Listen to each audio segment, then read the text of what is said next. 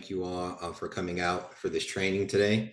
We want to make sure that this is really, really interactive for you. So we're going to ask you to ask questions, as Allison said, use the Q&A, even if it's at a portion of the presentation where we have not slated questions for you to answer questions. We would love it for you to just be interactive and for this to have a lot of discussion throughout. So please ask questions about anything that we present, and make sure that if you have any issues, if I need to slow down or anything like that, we will want you to put that in the chat as well.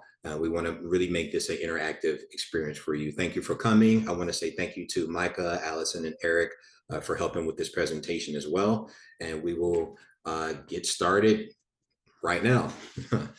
Welcome to using research-based solutions while incorporating those with lived experience of homelessness, to assess interim housing and emergency shelter programs. The following information was derived from a doctoral dissertation titled "A Program Assessment of an Interim Housing Initiative for Single Males, a Qualitative Methodology."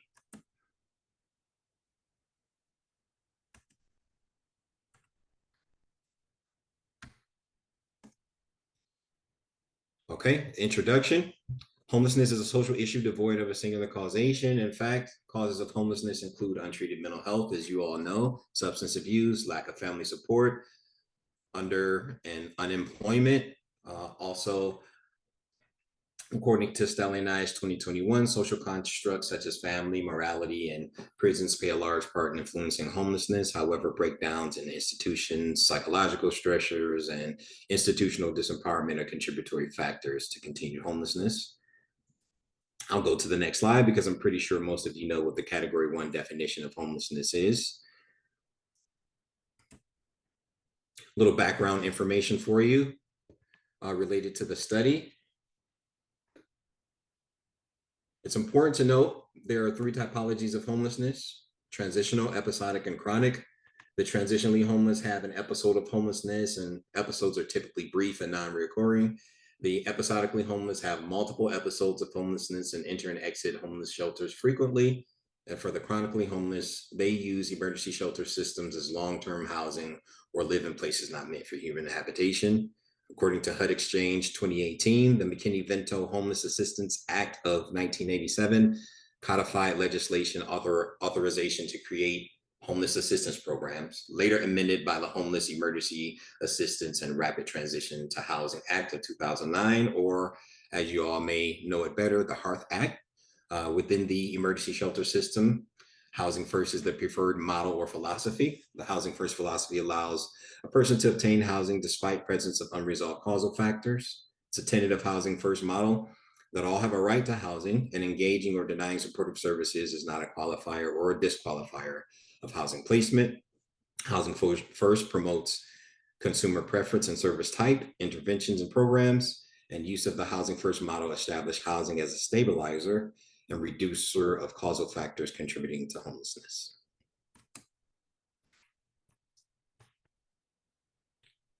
All right, and we'll go over the background of the problem a bit, which is based on what drove the study in trying to resolve this issue. According to the Department of Housing and Urban Development in 2022, so this is a snapshot. Remember, the study was done between 2017 and 2023, so some of these numbers will be a snapshot of what was happening at that time. In 2022, 582,462 individuals experienced episodic homelessness. 60%, or 349,477 of those people lived in emergency shelters. And I think that's a key number for us, especially who are practitioners and policy developers in the field. In 2020, in Detroit, Michigan, there was 1,589 people homeless. Of Michigan's total homeless population, that's about of 8,638. That 1,589 is about 18.4% of the total homeless population. Again, that's from the point in time count. So we all know that those numbers are a bit higher. Because poverty is a central causal factor of homelessness, it's worth noting that 35% of Detroit's estimated 670,031 residents are living at or below the poverty line, according to Census 2021. In the United States, emergency shelter, homeless shelters, or interim housing programs provide temporary relief from an individual's bout of homelessness. In the Detroit area, the coordinated assessment model serves as the local coordinated entry system and is the entity responsible for evaluating level of need and intervention for households screened into the emergency shelter system.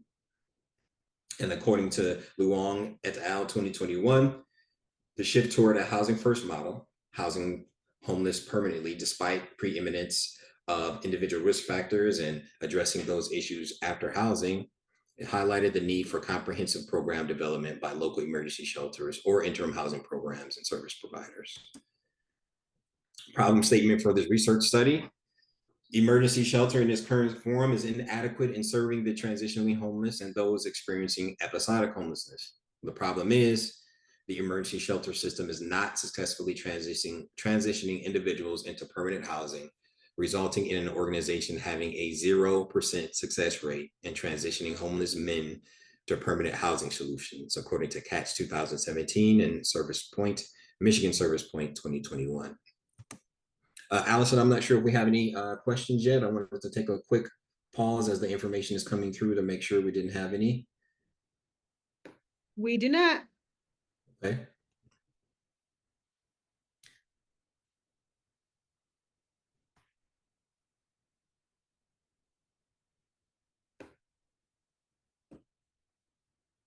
All right, the purpose statement for this study. The purpose of this qualitative program assessment research study was to understand the perceived effectiveness of an emergency shelter program by comparing the agency's goals for positive outcomes to their actual outcomes, and then exploring how to improve processes and outcomes for the program and creating a program model.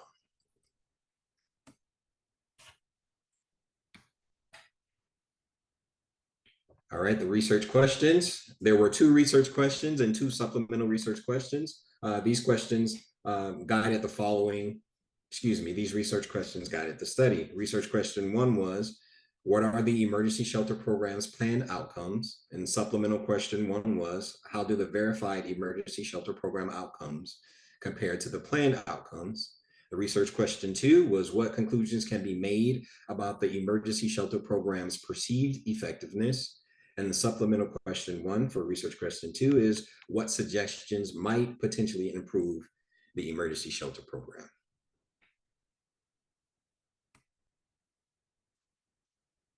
All right, the conceptual framework consisted of 3 theories. This first theory was critical theory, and we won't read all of these bullet points for you. We'll just give you the last bullet point, which explains how this theory was associated to the study. Within the research study, analyzing and applying reflective portions of critical theory associated with assessing and critiquing agency culture revealed flaws in power structure, causing restrictions in development and evolution of the emergency shelter program and its participants. The secondary theory for the conceptual framework was structuralism or structural theory. And the last bullet point is, by prioritizing aspects of structuralism, the researcher compared existing alliances between individuals needing assistance and intra-agency systems or systems within the organization, while attempting to understand if and how connections and those organization systems influence one another. And the third theory from the conceptual framework was functionalism or functional theory. And the last bullet point is, within functionalism, the exploration and resolution of problems occurs through observations and functional partnerships between communities and organizations. So basically, how well does the organization interact with their community, both with policymakers, other providers, funders, and other members of the community, maybe advocates and others like that.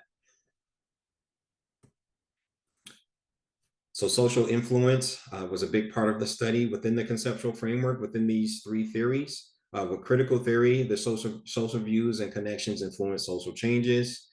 Within structuralism, social cultural beliefs influence types of cooperation and system intersections. And within functionalism, social issues drive culture and environment, which influence motivations and behaviors. And so all of these theories have their own separate aspect of social influence.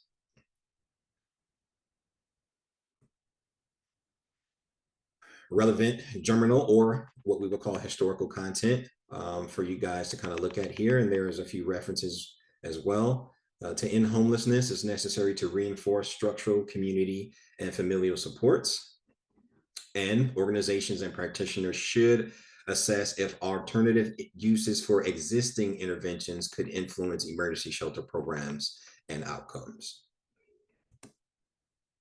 All right, we have reached our first polling question for you guys. Allison is going to take over really quickly, and we want you guys to answer this question, and we will come up with some numbers for your response, and we'll discuss that a little bit. Allison? Okay, you should see it on your screen. It's says, what statements define housing first? And so the choices are a housing philosophy, a housing program, establishes housing as a right, practitioners provide supportive services, but those services are not a prerequisite to housing placement. Practitioners provide supportive services before, during, and after housing placement, involves intensive case management, all of the above, or unsure. So if you could choose one of those, if you can't see the poll, you may need to scroll at your screen at the bottom and click the little 3 dots for more and open it, and then open your poll that way. So we'll give it a couple minutes. Right now we have 50% of the folks have submitted their answer.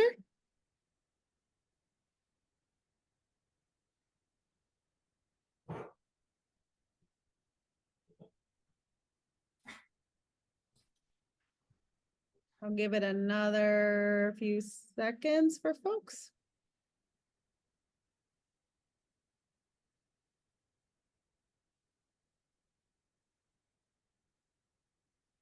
Okay, I'm going to end the poll now.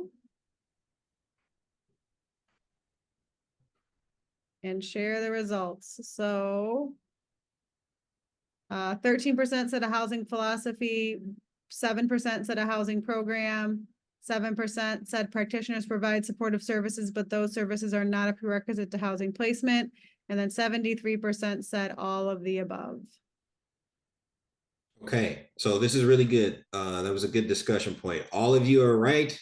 There were 2 questions that had a 0%. Really, all of those were tenants of housing first. So I still have the slide up. So I think, Allison, was it D and E where we had 0%?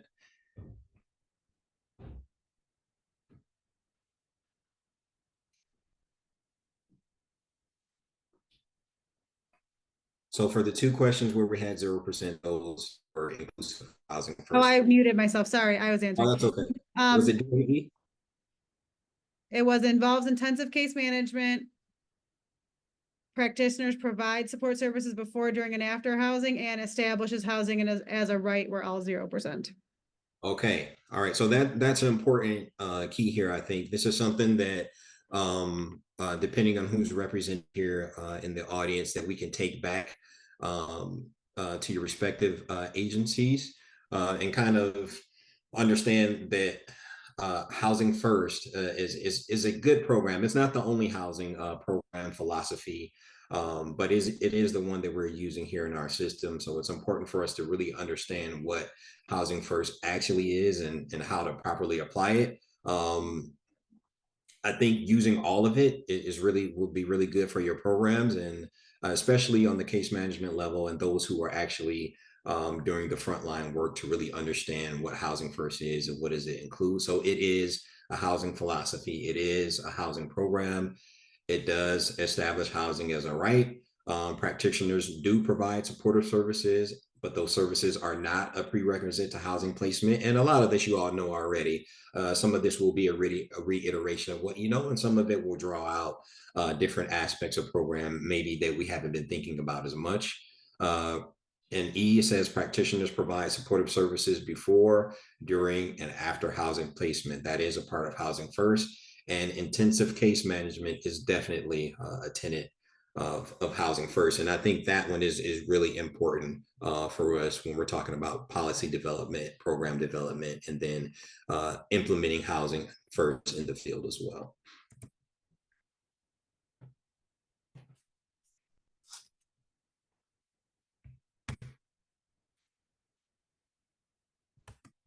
Okay. Relevant contemporary literature. There were a lot of good relevant contemporary points here. So contemporary, you can consider current literature as well. So that's anything from 2017 forward. Um, and we did that quick polling question about housing first, and it should align here.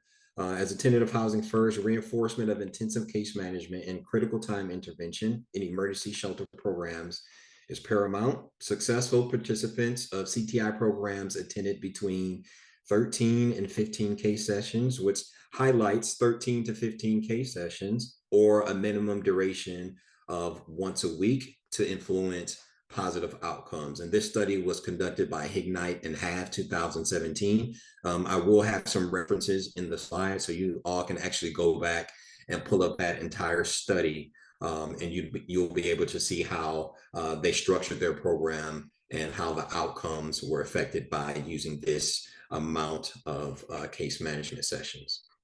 Implementation of Housing First programs provide the efficacy of permanent supportive housing, rapid rehousing, and homeless choice voucher programs as interventions which promoted positive outcomes and reduced recidivism.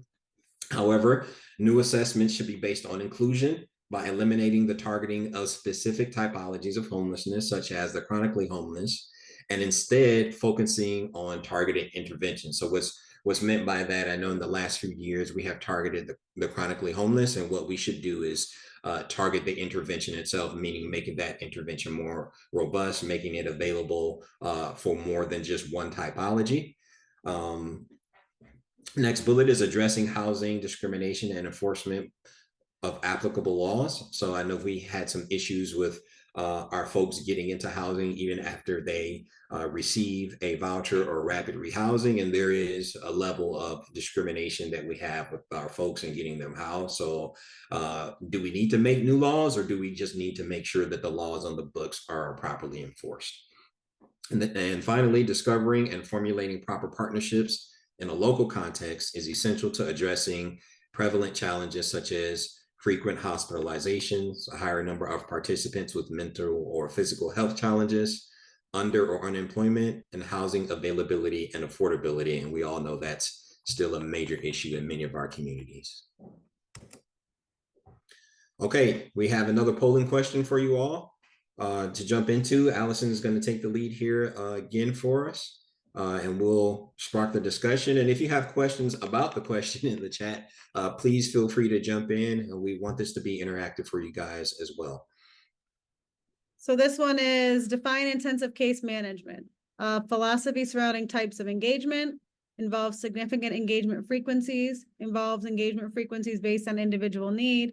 A fixed and sustained engagement frequency is necessary to support positive outcomes. All of the above or unsure. So I'll give it a few minutes.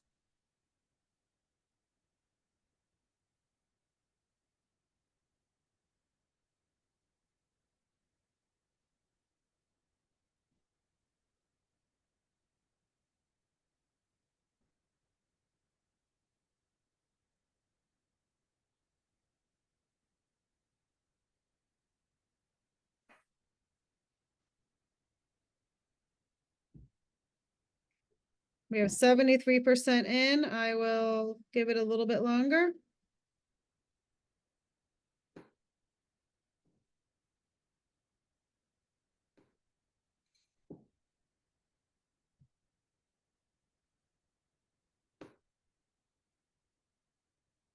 Okay, I'm going to end the poll.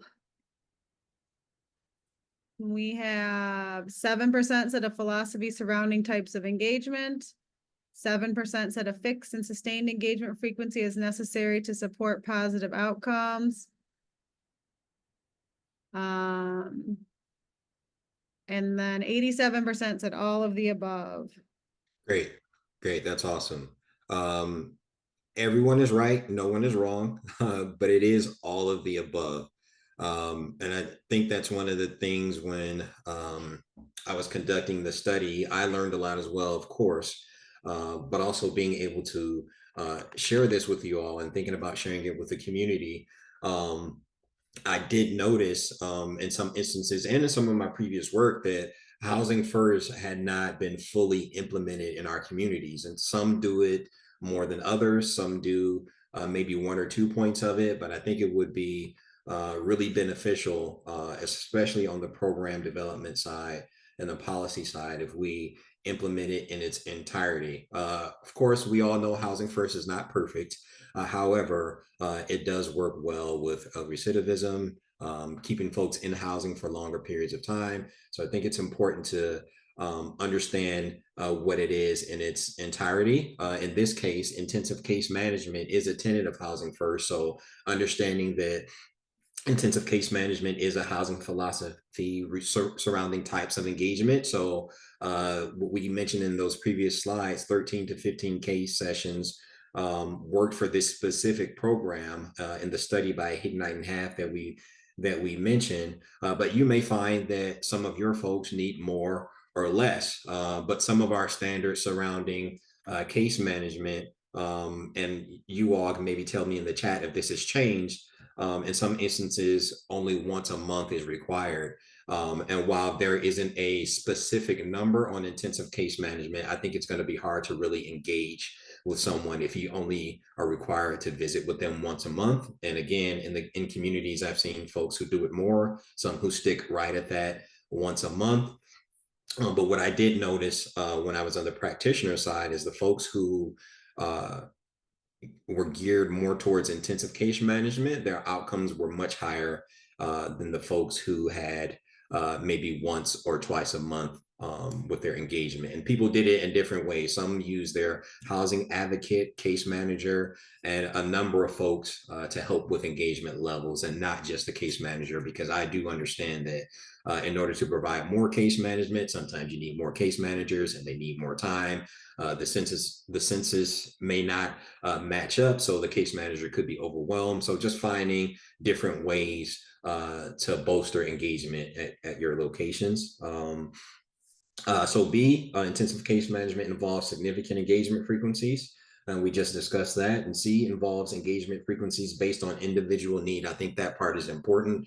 And if you all remember when we had broader transitional housing programs, that's kind of how it was set up. So they would come into the transitional housing program, and maybe the first month or two, they would have to meet with their case manager maybe twice a week. And then as they matured in the program, they would meet with their case manager a little bit less. So we almost have to think about doing it that way. It depends on what the individual's risk factors are and what they need at that time. D involves a fixed and sustained engagement frequency necessary to support positive outcomes. Again, we just discussed this, and I don't know if we have anything in the chat, Allison, on this, that discussing job readiness, housing, maybe if your client is going to their physician, have they gone to their mental health appointments, if that's applicable, maybe trying some family reconciliation. So it takes time to do all of those things, as you all know. And so that's why it's important to have a higher engagement frequency in many cases. Allison, did we have any comments or anything on that? We do not. Okay. All right, so we'll keep going. This next slide is the research methodology from the study.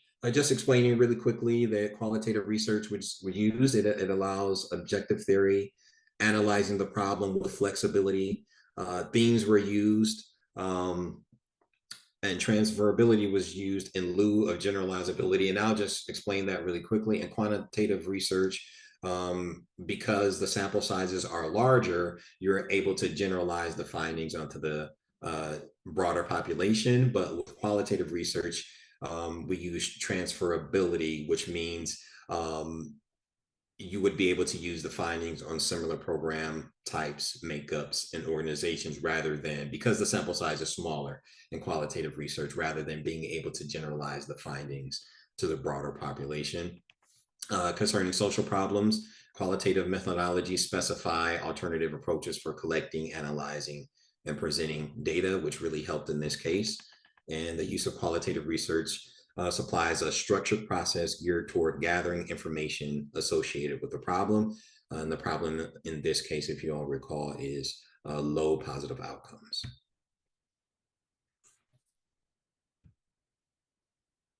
All right, the research design for this study was program assessment, which I believe is really crucial for this study because it enabled me to go into an organization and really look at the entirety of their programming. So how they interacted with their clients, what type of programming they had developed or not, and to see how all of that helped in producing or not producing the outcomes that they wanted. So in this case, program assessment, it was a qualitative research design. It supported multiple exploration approaches. It promoted investigation of program need, their efficiency, design, cost, and outcomes. Unfortunately, in this case, I did not have access to any of the organization's financial documentation, which is okay because all of this was voluntary, but we were still able to do a robust assessment.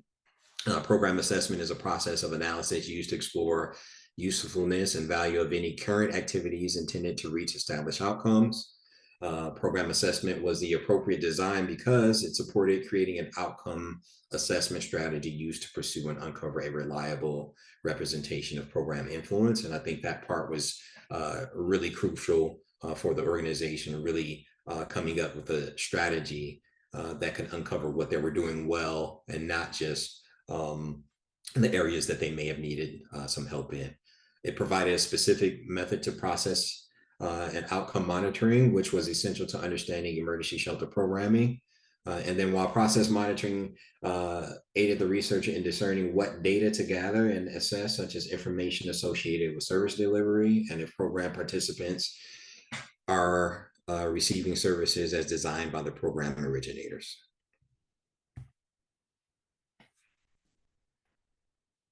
All right, research gaps.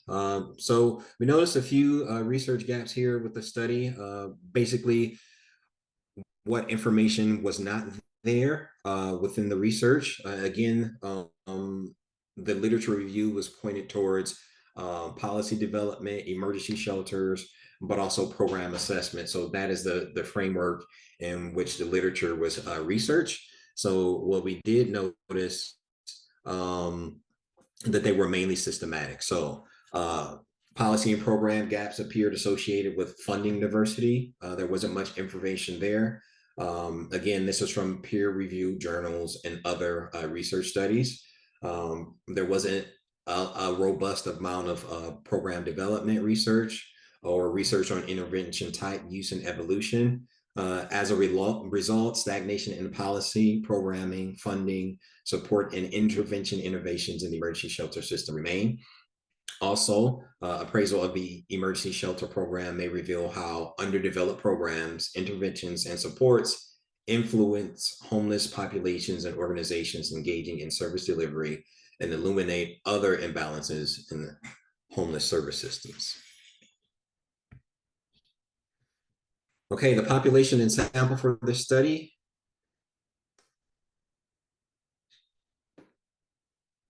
was all emergency shelter providers in the state of Michigan. The target population for the study was all emergency shelter programs in Detroit, Michigan. The sample for this research study was all residents and clients and irrelevant staff members of a local emergency shelter in Detroit, Michigan. The sample was extracted from a singular emergency shelter provider in Detroit, Michigan. The inclusion criteria for the study included individuals characterized as managerial staff or those responsible for regulating internal workflow and supervising frontline staff members, administrative staff 1 or case managers responsible for engaging with participants and maintaining caseload, administrative staff 2 or program director, program manager responsible for coordinating the program, creating, developing, and implementing policy and programmatic procedures, and program participants, or as folks are referred to now, those with lived experience or the homeless, or single male program participants of the emergency shelter program. A purposive sample was used for this study. So we kind of alluded to this in previous slides. In quantitative research, the sample sizes will be much larger. For this study, we used a purposive sample. So the researcher acting as an expert would decide how many individuals to include in the study. And then the sample size would be based on saturation as well. So the sample size for this for this research study was 10. And then we had 2 staff members. Now the sample size could have been much larger. It really depended on the size of the agency and who decided to participate. In this case, I believe I reached saturation at about 5, but you do a little bit more just to make sure that you have actually reached saturation. So saturation is you're not getting any new information in this case. Allison, do we have any questions or comments at this point? Not yet. Okay, so we'll go into this next slide here, which is just some demographics that we collected, which should be similar to what we have collected in the past, or I have as a practitioner in the field through HMIS. So I made it a point to collect some of those same demographics. As you can see, we had about 10 program participants. If you look in the farthest left column, but also if you look at the age group, at this particular organization, a good part of the population was 55 and over. And we know that is a growing demographic in the homeless sector as well. We collected the number of days homeless, and they range from 30 days all the way up to 2,555 days, which is a lot of time homeless. And that individual, of course, is chronically homeless. Number of days in shelter, gender, if folks had income or not, education level, and then number of times homeless in the furthest right column. I want to draw your attention to this specific column, the income column, yes or no. As you can see, 8 of the 10 individuals in this specific program had income, yet they were all still homeless. So this is just something to keep in mind as practitioners, policy makers, and people running programs, that those folks, and I know there's always mitigating circumstances, so I'm not lost, that's not lost upon me, but if 80% of the people have income, then it should be somewhat easy. I've heard it said in the past, that's kind of low hanging fruit. If these folks have income, then it should be a little easier to move them into permanent housing. Of course, all these individuals would need different levels of additional support as well, but we should be able to work with that. We'll go to the next slide, and I think it will, the next couple slides will make more sense why this data was important, but then also I think some of these data points are important to really focus on, especially for age and programs and what types of programs that are used, income,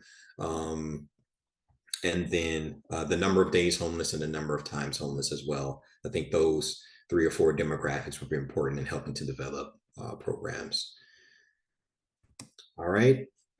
So how individuals with lived experience were recruited and incorporated into the study.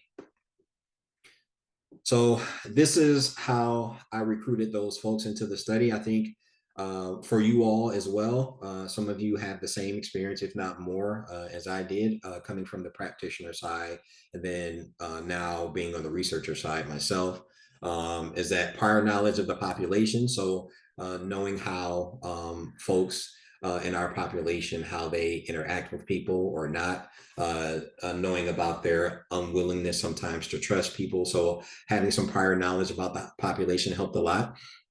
My prior experience working directly with the population, I think this will work well for you all as well. So what we did was provide informed consent. So we made sure that the folks that we were trying to recruit knew what their rights were. They knew that they could either choose to participate in the study or not, that even if they started to participate, they could remove themselves from the study at any point, even after I had collected data. And then also we informed them of how their participation would help the study. So what I did was I created rapport with the folks. So I visited this specific facility more than 20 times. I can't count specifically, sometimes twice a day, several times a week. So I kept recruiting. Some folks would say, no, Chris, we don't want to participate in the study. But what I did was every time I visited, I would engage everyone, even the folks that had previously told me no, and just to see how they were doing. Since I had some prior case management experience, I would just talk to folks, how is your day going? I wouldn't ask them about participating in the study again if they told me no, just to talk to folks and to show genuine concern for them and their condition. So that helped me stay engaged with folks who declined to participate.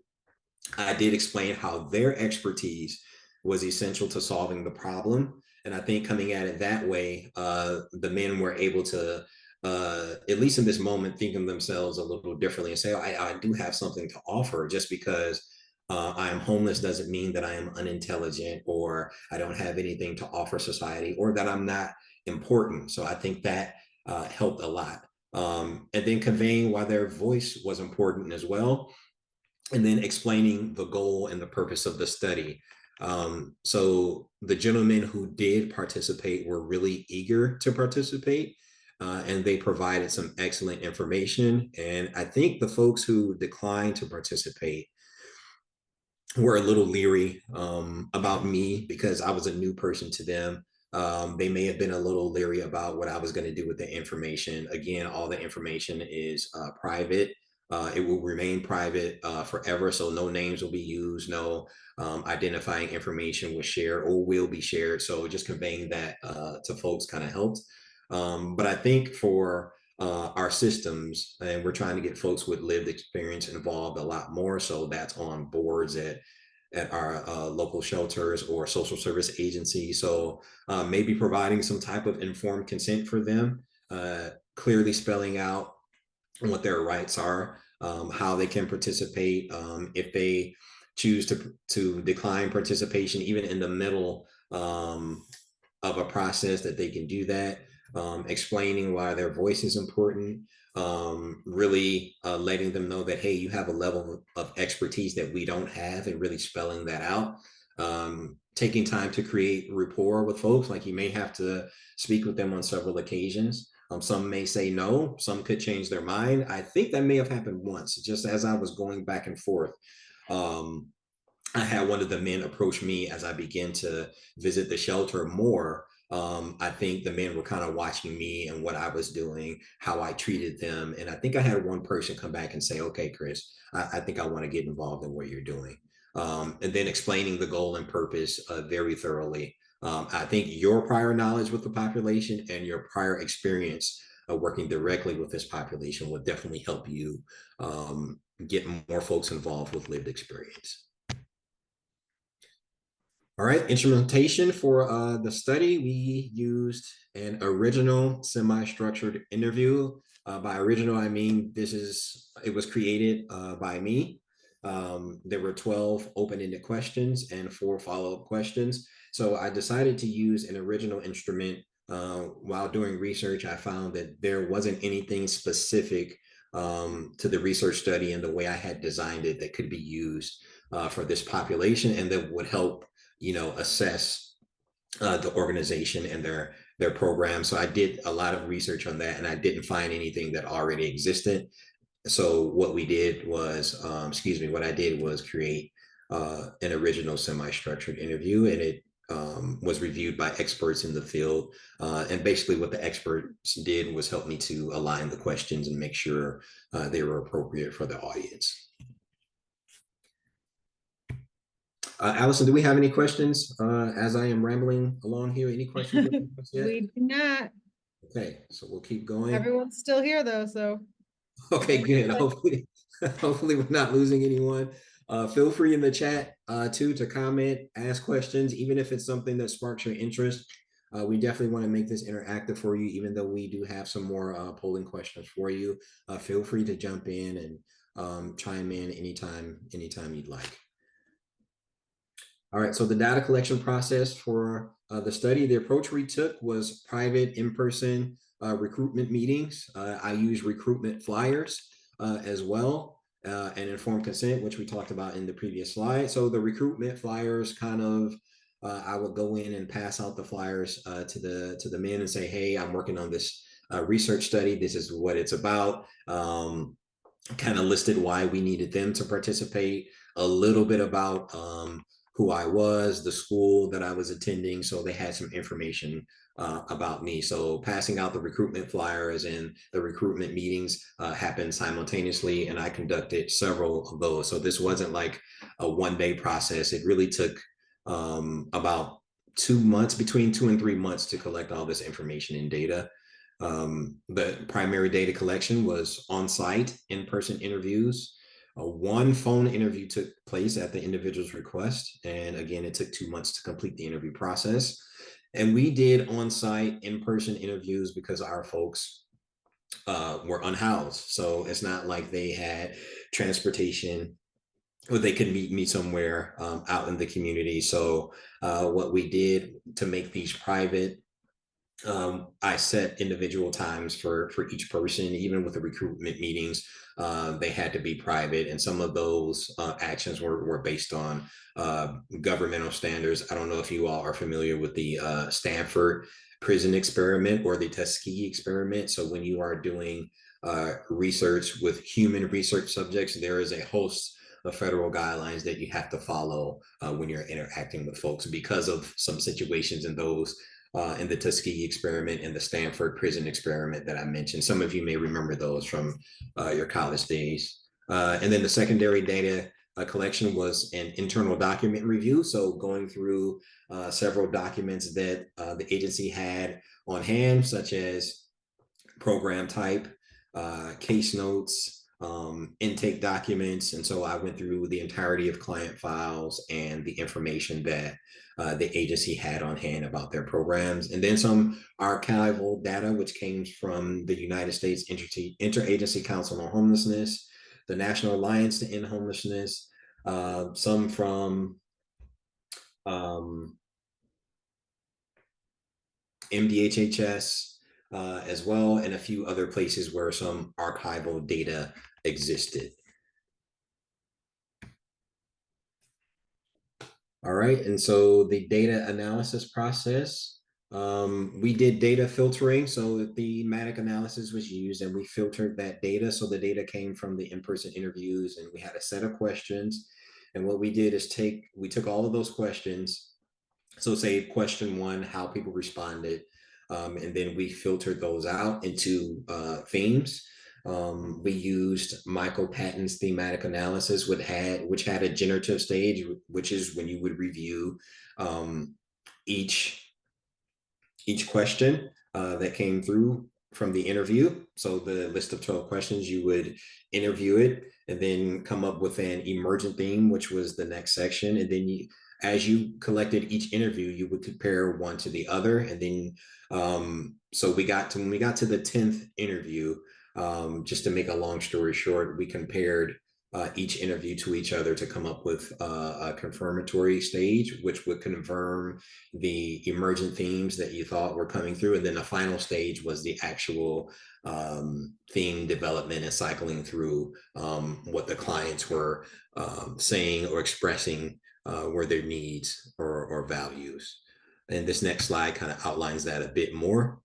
And I know the writing is kind of small. I wanted to fit all of this on here for you all so you could kind of see what the individuals were referencing and some of what they stated. So values coding is what the clients were asking for, or what did they view as important or valuable. And so what you would do is make a code out of those statements. So you can see the response in the center column here.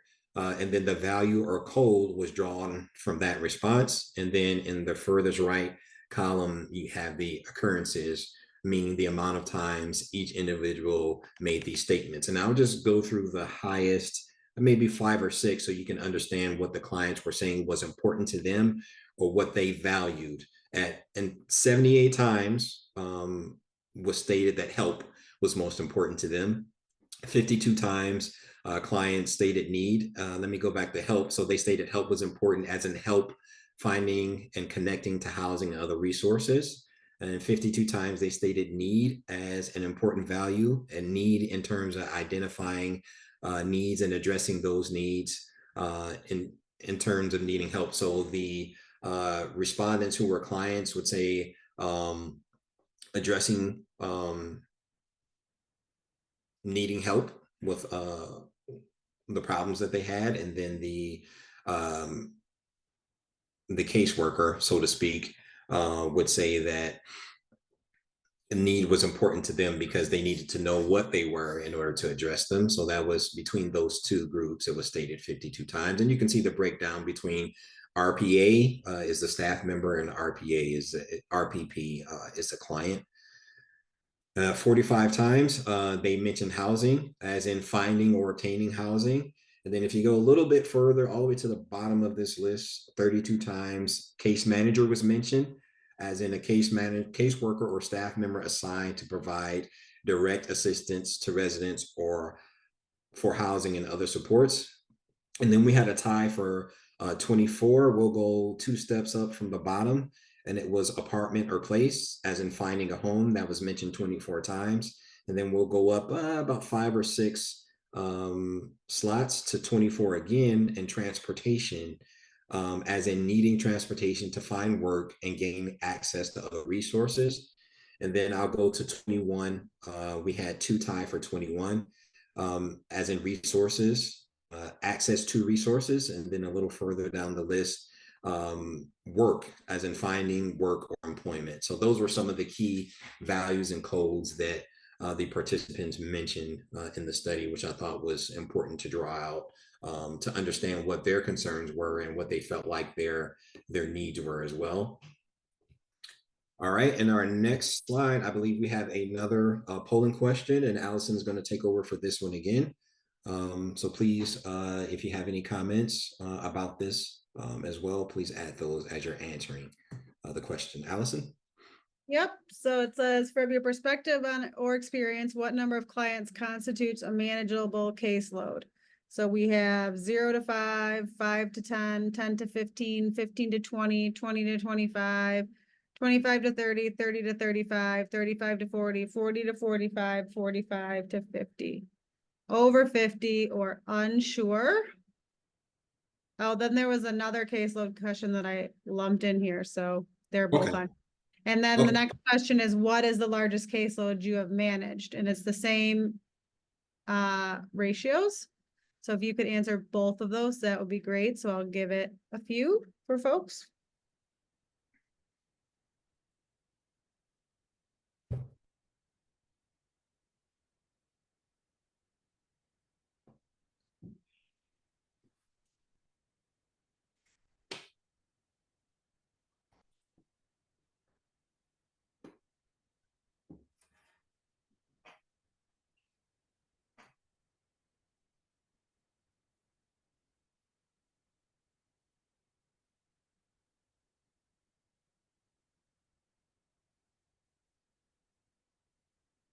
I'll give it about 30 more seconds.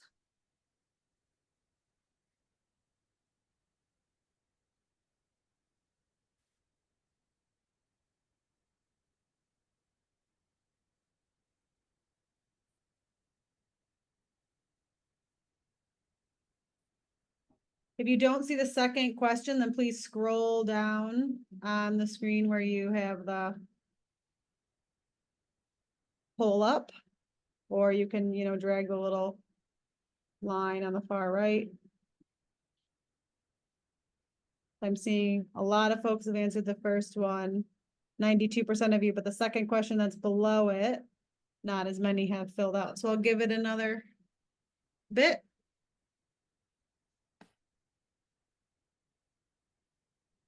So what's the largest caseload you have managed, and what is manageable are the two questions.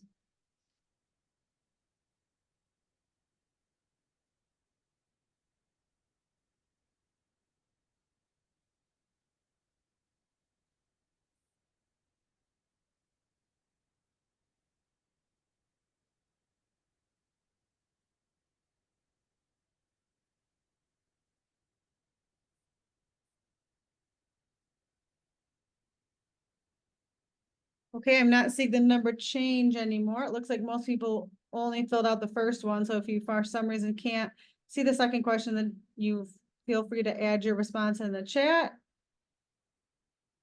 But from your perspective or experience, what number of clients constitutes a manageable caseload? The most popular answer is 15 to 20, or 10 to 15 is a close second, and then third is 20 to 25. And then what is the largest caseload you've managed? 45 to 50 is the top Wow. answer, which is crazy because the second highest is 5 to 10, which is like much smaller. Absolutely. Wow. Okay. I think these questions were important because of this slide when we're talking about performance outcomes based on this agency's quality reports. And I'm going to run through this really quickly. 45 to 50 is huge, but I guess it would depend upon a few things. So one, if you have single male, single women, and if you have families. If you have families, you also have the children to consider as well. Um, but some say, depending on workload and complexity of cases, that about 12 to 20 is the optimal range. I kind of agree with that. 10 to 20, and it really depends on the need of the individuals that you have. Like you may have to be deeply involved with, so maybe 10 is enough. Some maybe not so much, so maybe 15. But I want to point out this information for you guys here that we collected on some demographics that we usually use in our system. So, which is length of stay, recidivism, positive destination rate. Let's see here. Let me make this bigger on my end. All right. So these performance indicators. Let's just look at length of stay really quickly. In quarter one, it was 52. And we'll go down this first column for quarter one, and I'll explain why those previous two slides were really important. 52 was the length of stay. Recidivism was 0%. And we know in the system, we usually measure recidivism by how many people are returning to your specific shelter and not to homeless generally. Their positive destination rate was 30, but I think it's important to view this bottom portion here, that that was 3 of 3 clients exiting at that time. Let's go to the second quarter here. The length of stay was 80 days. Recidivism was percent, meaning they had no one returning to their specific shelter. And the positive destination rate was 17.65%, which went down a little, almost half, right? But that was 3 of 17 clients exiting at that time.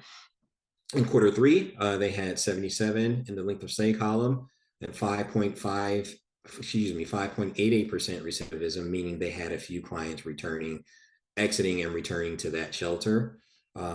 Again, the positive destination rate was 17.65, which I believe at this time was a bit above or right at the statewide average. The number of clients exiting in quarter three was 3 of 17.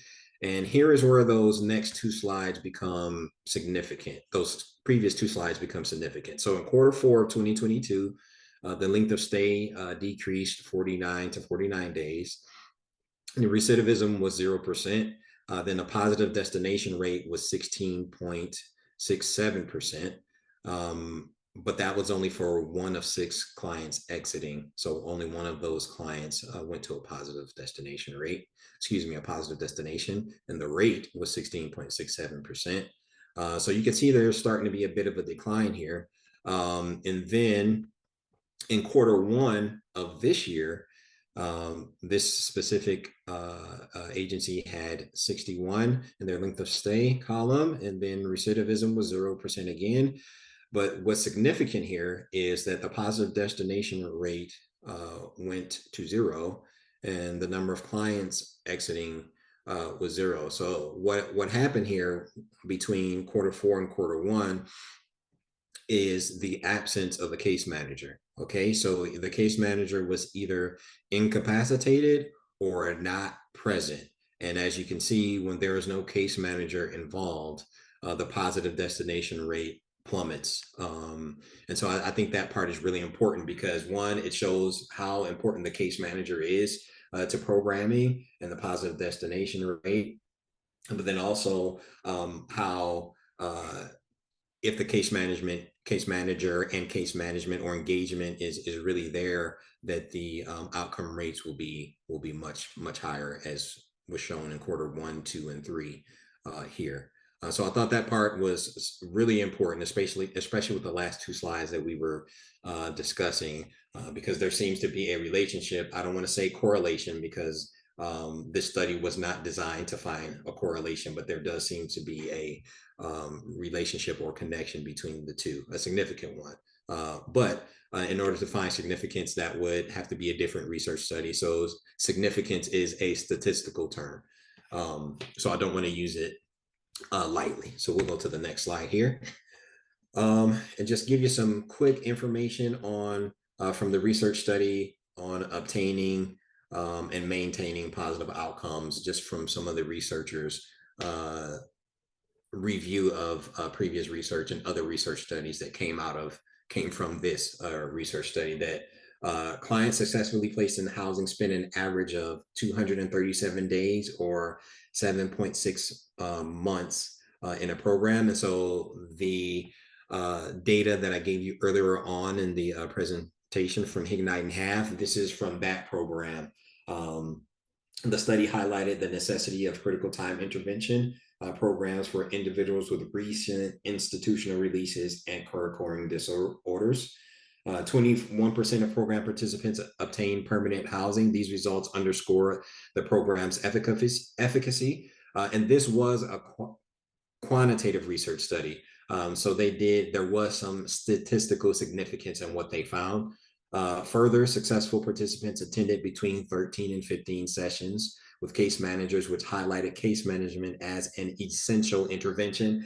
And I think that's something important when we're talking about innovation and interventions within our homeless service systems, that I think we have somewhat forgotten that case management is an intervention. I know we've had some agencies, some of our funders, MISTA, MDHHS, and local COCs have provided funding for agencies currently to shore up their case management. I think more of that needs to happen because of the connection that we mentioned in the last couple of slides of the connection between case management, engagement, and positive outcomes. Statistical significance is reached at a p-value of 0.005. So that is the low end, 0.005 or lower. And then the results were significant for this study at a p-value of 0.001, which is the high end. So specifically related to reductions to harm risk, support needs, employment problems, interactions with police, and unemployment between the first month and the third month of participation in the program, and the first and sixth month of the study's participation. So Ignite and Half 2017, this is a good study to look at. And again, there'll be some references provided when these slides are shared for where all this information came from in the research study. And then the last bullet point, CTI was used to provide support for 9 months during transitions from homelessness to housing. Critical time interventions use provides a way to fill support gaps within Housing First. And within critical time intervention, programming centers on immediate connections to case management, mental health, and housing services and social service agencies. In Housing First programs, CTI could resolve issues with lack of aftercare and needed support when individuals are transitioning out of homelessness. So we kind of use a form of critical time intervention already in our systems. And I would say that comes when we're filling out the SPDAT and then trying to connect our clients to case management. That SPDAT is normally either filled out at the coordinated entry level, or in some cases, at least in the past, if a person would show up at the shelter unannounced, then those things would be collected immediately. And then you want to try to connect them with their case manager within 24 hours or less. In some cases, 48 hours. It really depends on what's happening at the agency. But that is a form of critical time intervention, but being more direct about shortening those gaps when at all possible, or coming up with ideas to shorten those gaps when connecting folks to resources like mental health, primary care physician, and other resources that you all are connecting your clients to on a regular basis.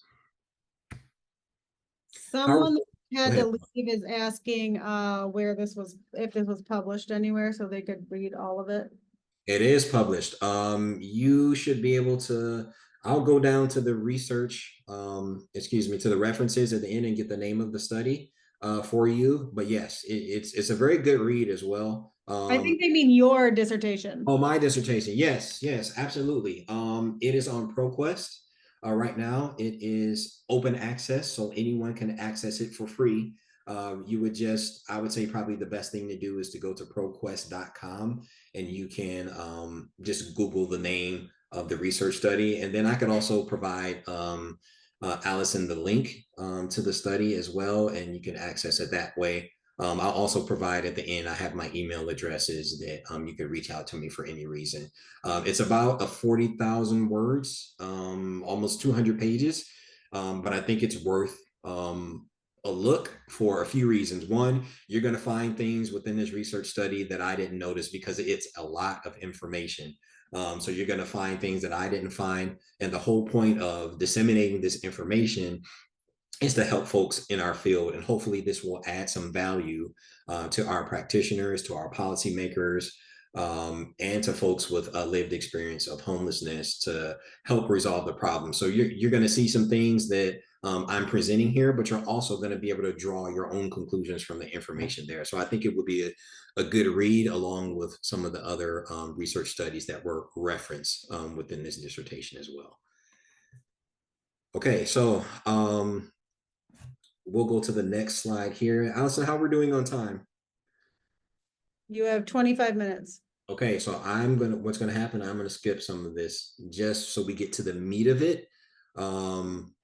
And I think what I want to do is I want to talk about this slide a little, and then I'm gonna speed up a little bit so we can get any questions here at the end.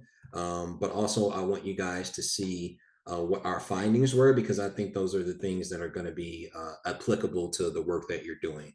Okay, so this specific slide discusses this information, and we're going to discuss a little bit why it's relevant. The information that's here is a single adult exits from emergency shelter. The information was derived from the Homeless Action Network of Detroit's State of Homelessness report, which is presented annually for the Detroit Continuum of Care.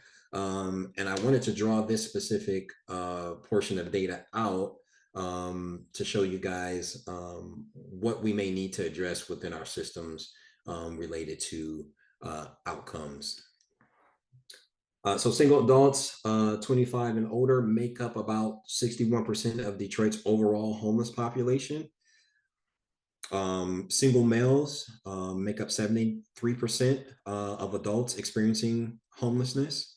Also, single adults, 26% of single adults exited to permanent housing. So that's the number I want you guys to key in on. So 26% of the single adults entering the Detroit service system exited to permanent housing. Not a high number, not a low number. I know work is being done in all of our communities to raise these numbers, so I'm not presenting these numbers to say what's good or bad. I'm just presenting the information. Single adults exited to permanent housing. 57% of the 26% were exited with a subsidy, that is rapid rehousing, HCV, or other. And this specific number is what we need to key in on here, that 43% were exited without a subsidy. So if you recall in the earlier slides, I said that 80% of the people within this specific program where the research was done had an income.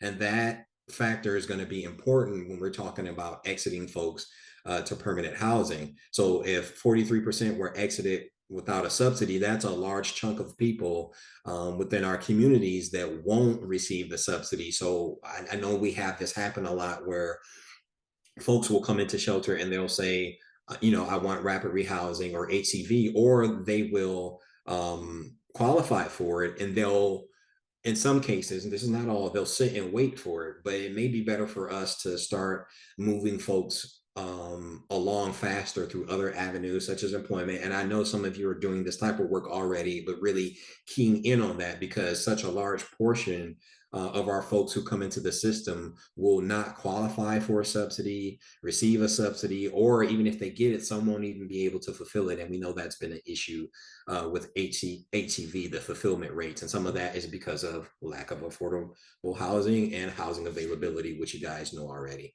So I'm going to speed up here a little bit more and we'll jump into some of the findings here. And I won't read each one just because I want you guys to be able to ask questions at the end if you have any.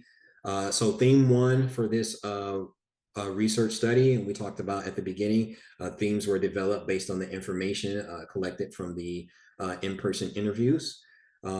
Emergency shelter, an intermediate between homelessness and permanent housing, not a pathway to permanent housing. So that was a theme, which I think is a big theme. So a lot of the folks who came into the shelter didn't view it as a pathway for them to receive permanent housing. They more saw it as a stopgap.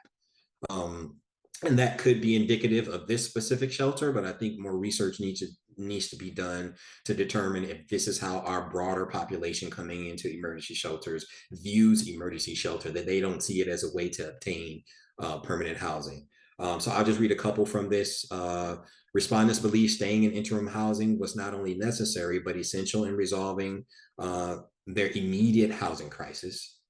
Respondent statements indicated a need for more robust and thought out programming to address program participants' long-term housing needs.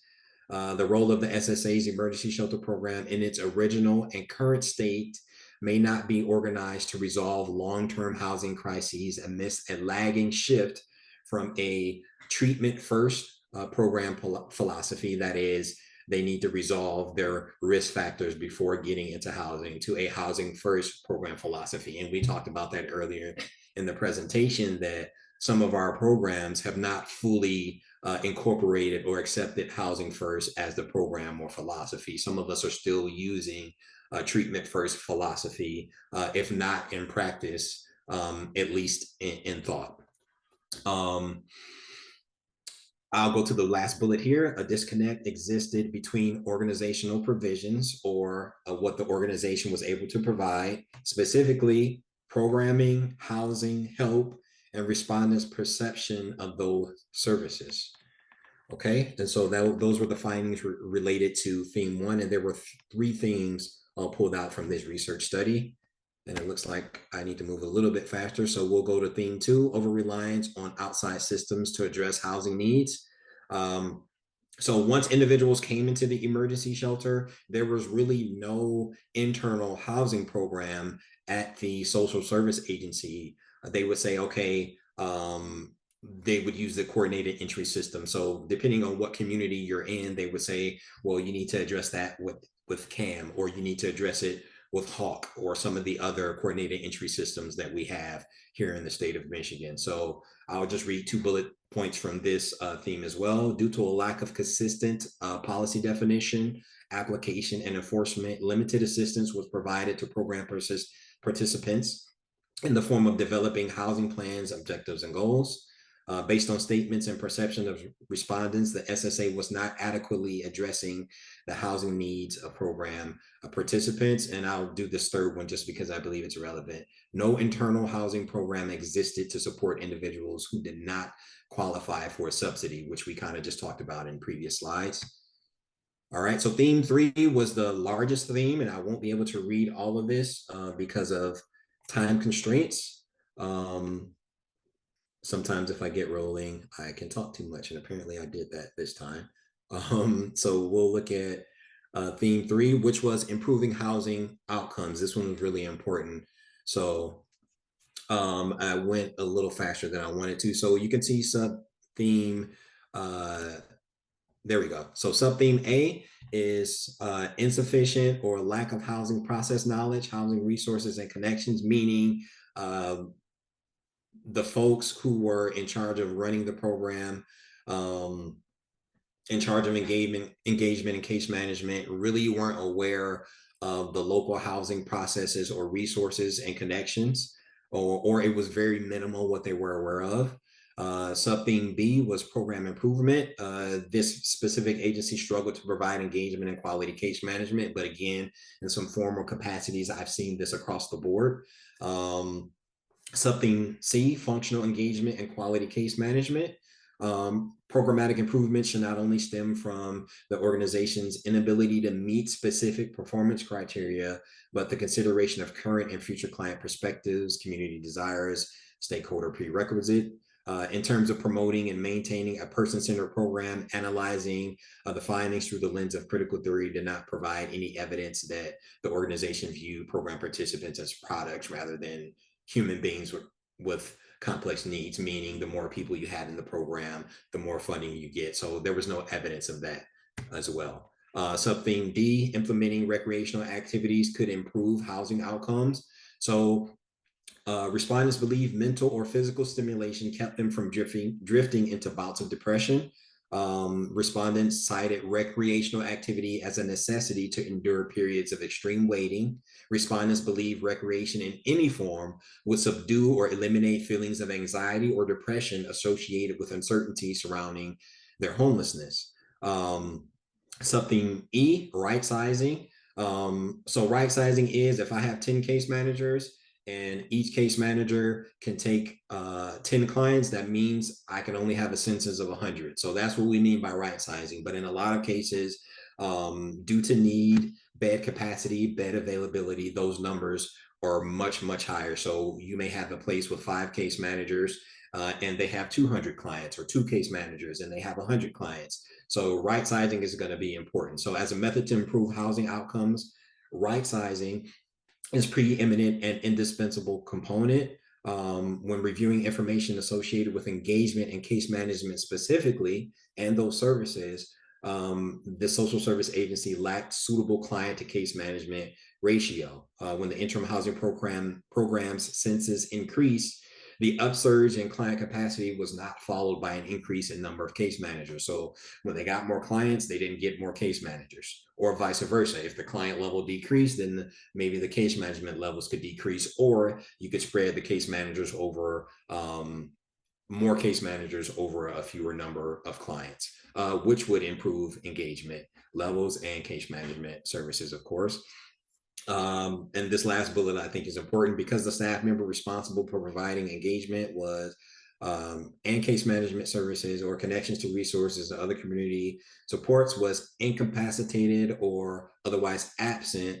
Development of objectives, goals, and strategies remain incomplete or undone. So the importance of the case manager to programming has really been underrated in our system, and I think we're starting to move towards that now, but it is really important for our policymakers, our funders, and our providers to really shore up this area, and others, of course, but we're specifically talking about methods of improvement that came from this research study to improve positive outcomes, or at least to bring them up to a level that's really important. So I think for this research study, what you could apply this to really quickly is you could apply this to family shelters. You could apply it to shelters with single women and single men, but also to shelters with that say have a large census, but low case management, but they have really low outcomes. So there is a lot that can be pulled out and applied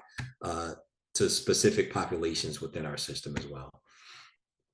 Let's see, next slide here. And we'll recommendations for future research. I think we'll skip that one for now. Well, we'll do one. So conduct a qualitative Delphi study to gain a census of opinions from a panel of experts on recommended strategies, actions to successfully transition single males to permanent housing solutions. So that is something that we could do for future research in our system. And we've got about 15 minutes, so I'm gonna go along here to recommendations for leaders and practitioners based on theme 1. Leverage private client information to understand and fill gaps in needs. So that's just not the information that we collect during our intakes, but in those conversations that you have once you build rapport with your client. Employ a housing first philosophy during design, implementation, and developmental stages for your programs. expand service delivery type beyond governmental mandates to promote timely interventions. What I mean by that is a lot of our programs simply meet the standards of the funders. Like there's no program development outside of that. So if the funder says you need to have a case manager, they have a case manager. If you need to meet with a client once a month, then in many cases, some folks are doing the bare minimum. And in some cases, that's all they can do based on the funding that they have. But we need to go beyond that in our programming. Some do, some don't.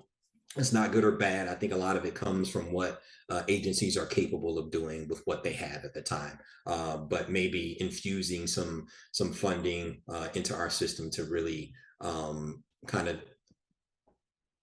address some of those issues. Create an internal housing program used to augment funder-based programming. So coming up with an internal housing program that's outside of what we do within coordinated entry, within what funders stipulate how programming should be set up and carried out, but having your own internal program to go along with that. And I've seen that at many shelters in our system, and those shelters also tend to have higher outcomes as well. So for theme 2, recommendations for leaders and practitioners. I'll just read a couple here. Quickly develop housing plans, objectives, and goals. This is a old one, but it's a goodie because that needs to continue to happen. In some cases, it does not happen as quickly as it should. And for various reasons, you all know things happen when you get on the ground level. Things happen. Sometimes you can't meet with the individual the first day. Maybe they come in that day and they leave the next day. So there's a host of reasons why. So again, I'm not here to say that anything is right or wrong, but really to point out improvements and what could be done. Use critical time intervention. It should be incorporated into case management styles and processes. And then most importantly, discover what interventions are beneficial within specific client populations, demographics, and program types. I think those are going to be essential as well. We have more recommendations here based on theme 3, and I'll just pull out a couple. Collaborate or create partnerships with other local service providers, which could help the organization develop needed, unique, and specific supports. So what I mean by that is outside of the continuum of care. I know we use our continuum of care in our COC meetings to do this, but maybe developing a deeper partnership and relationship with your peers and colleagues who do similar work, and not viewing it as competition because we're all going after the same dollars in many cases, but really understanding what your partner up the road is doing and what they're successful in, and vice versa, and how that could help you at your agency, or even having some brainstorming sessions locally outside of those COC meetings.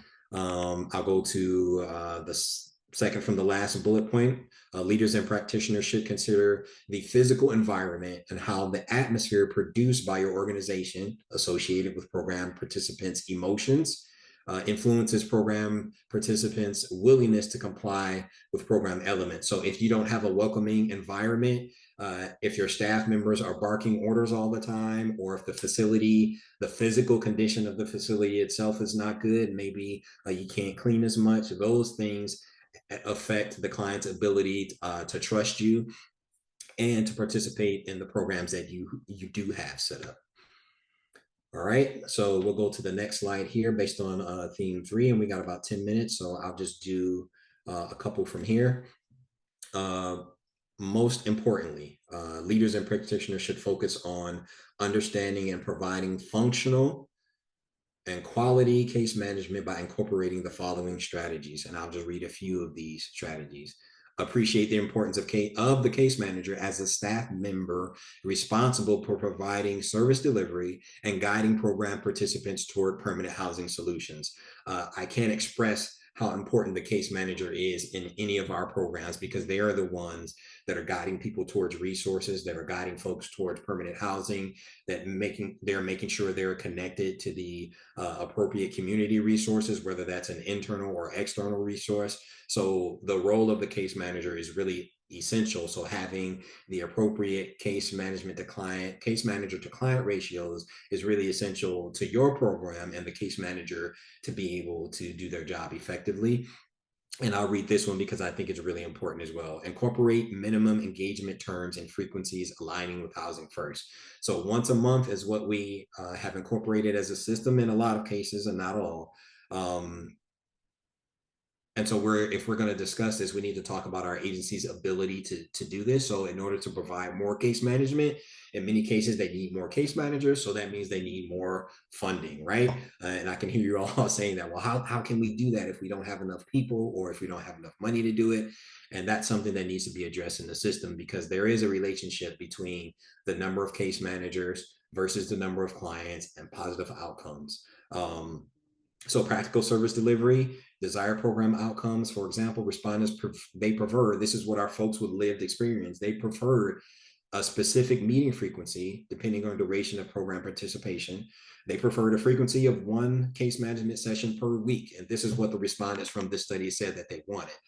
So I think that's going to be important as well. So it's what folks with lived experience want, and it's also what seems to improve positive outcome rates. All right, and we have a few minutes here, so I won't do too many of the conclusions. Let's go to the next slide here, takeaways. So takeaways from the study is to implement cross-functional collaboration, which we discussed a little bit in the previous slide. So that means some of which we are already doing, but really dig into it. Maybe getting involved with law enforcement, getting involved with the legislature, with the judiciary, getting involved with community mental health agencies, and really drawing them in, our hospitals, drawing them in more. And I know some of this work has started to happen across our communities, but drawing them in more and having that cross-functional collaboration within your agency and other agencies within the community, because I think we all have a stake in resolving homelessness. Use a specific case management model. For example, intensive case management is a model, brokerage case management, strength-based case management. There are more case management models that can be used. I think we use CBT a lot, cognitive behavioral therapy, and specifically what we use is a lot of talk therapy. That's a part of CBT, but finding other case management models to use to shore up your programming, and not just saying, hey, we're providing case management, but use a specific model. And I've seen this across our system as well. Fully incorporate housing first, institute minimum case management frequencies aligning with intensive case management.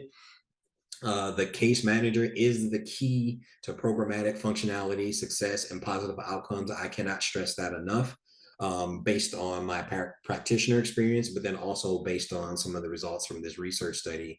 I cannot stress that enough. And so having some of that experience on the practitioner side, and then as a researcher, and seeing that those two things align, now you have something, and this isn't the only research study that kind of outlines this either, but now you have something concrete to say, hey, we've been noticing this in the field, but also research shows that case management is key to programmatic success. Search for innovations, but do not set aside older but proven best practices. I think this is important. And remember, innovation is not only discovering or creating something new, but taking a process, procedure, or program that already exists and finding alternative applications. So that is innovation as well. So in this case, we can find new ways to be innovative with our case management and with our engagement. Okay, so we're gonna stop for some questions. Allison, I think we have a few minutes left. If anyone has questions, we can do that. If we have a little bit of time, or if we need to go in a different direction, let me know. Yep, we have 5 minutes, so I'll provide some space for people. Okay, and I'll go to this next slide too, that has my contact information if anyone wanted to reach out later and ask questions. As Allison said, we're gonna provide these slides later, and the research study can be found pretty easily on proquest.com. If you just look at the title of the research study. And I don't know if you could, Allison, if you could. Eric put it in the chat while you were talking. Thank you very much. In the chat for folks, if they would like to grab it, they can. Easily findable, and it's free, so you can look at it for free as long as you want. Take your time with it. Hopefully there's something valuable. I don't know that there is. I just really hope so. I've been dedicated to this work for a long time, as you all have as well. And I know any information that we could use to make our programs and systems and policies better is important. So that was my goal with this research study, is to do that for us in our systems here in Michigan. So I hope you take a look if you have some time. Just take a look at it, and hopefully you can draw something from it that you can use. Okay, so I don't see anything in the chat or in the Q&A right now.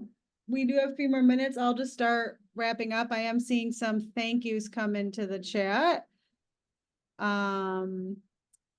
Great information. Thank you. I look forward to any additional future information on this work we are seeing.